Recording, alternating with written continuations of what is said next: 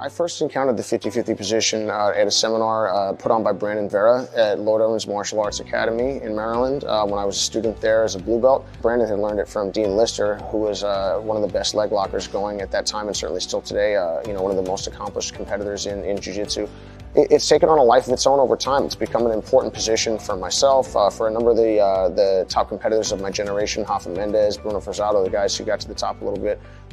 sooner than I was able to get to that level. And most recently this year, you've seen it used by me in mixed martial arts at a high level. And then Lachlan Giles had a great success with it at ADCC in 2019, which is an excellent performance. My understanding of the position has been in large part shaped by my time in the mixed martial arts world and the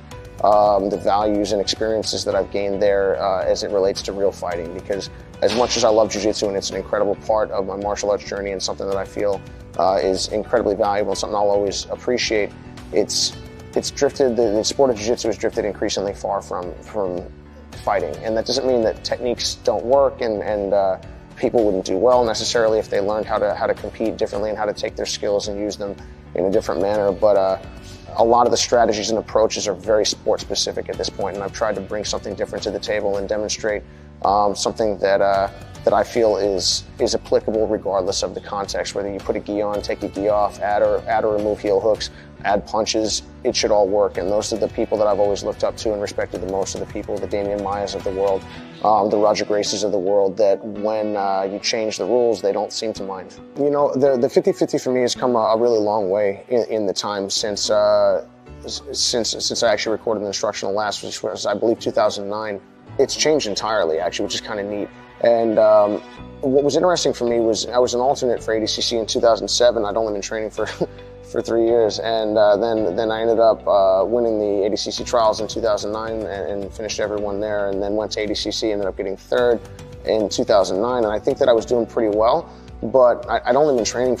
in 2009, five and a half years, and it's, I'm sitting here now with a lot more experience in jiu-jitsu and mixed martial arts and 15 years under the belt. And the perspective that I have, and also the skill difference and experience that I believe that I possess now,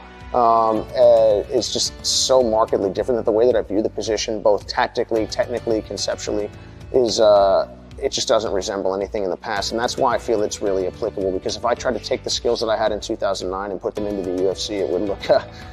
a little bit ugly at the level of the UFC I'm fighting at. But and now I feel comfortable and confident against anyone, and that doesn't mean that you're necessarily always going to come out with the W, but you know that you have the skills to do that, and I hope that I'm able to translate